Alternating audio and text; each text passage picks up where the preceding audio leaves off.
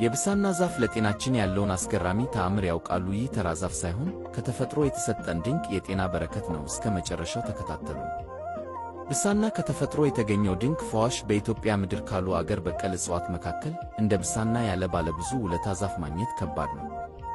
ይህ ተአምረኛ ዛፍ ለዘመናት የአባቶቻችንና የእናቶቻችን የጤና አጋር፣ የችግር ደራሽ ሆኖ የቆየ የተፈጥሮ በረከት ነው። የብሳና አስገራሚ የጤና ጥቅሞችና አጠቃቀማቸው። አንድ ለሆድ ውስጥ ሥራይና ጥገኛ ትላትሎች። የብሳና ሥር ልጣጭን በሚገባ አጥቦ በመውቀጥና በንጹሕ ውሃ ዘፍስፎ በማሳደር በባዶ ሆድ ከ1-5 ቀናት መጠጣት ፍጹም እረፍትን ይሰጣል። 2 ለጽኑ ሳል ቅጠሉን በማፍላት የሚወጣውን እንፋሎት ታጥኖ መተኛት ሳልን ነቅሎ የመጣል ኃይል አለው። 3 ለወፍ በሽታ። የብሳና ቀንበጥን ከሰንሰል ስሚዛ ጋር በመውቀጥና እንደ ሽሮ ሰርቶ በቅቤ በመጠቀም ፈውስ ማግኘት ይቻላል። 4 ለቆዳ ሕመሞች። ጭርት፣ ቋቁቻና ችፌ። የዛፉን ፍሬና ቀንበጥ ከነጭ ሽንኩርት ጋር በመውቀጥ የታመመው አካል ላይ መቀባት።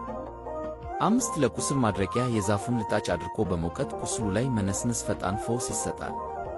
6 ለኪንታሮትና ለምች። ሥሩን በመውቀጥ በሚደማ ኪንታሮት ላይ በመደመም እንዲሁም ቅጠሉን ከባሕር ዛፍ ጋር በመቀቀል መታጠን ለምች በሽታ ፍቱን ነው።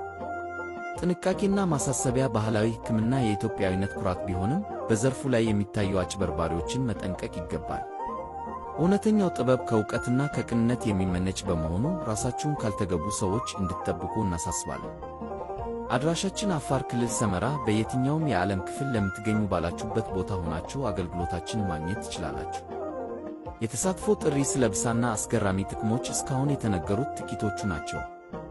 ገና ያልተዘረዘሩ ምስጢራዊ የፈውስ ጥበቦች አሁንም ይቀሩናል። ስለ ብሳና ያልተሰሙ ብዙ ጥቅሞች ስላሉ ይነገረን የምትሉ ካላችሁ ይቀጥል በማለት በኮሜንት አሳውቁን። ይህ መረጃ ለብዙዎች እንዲደርስ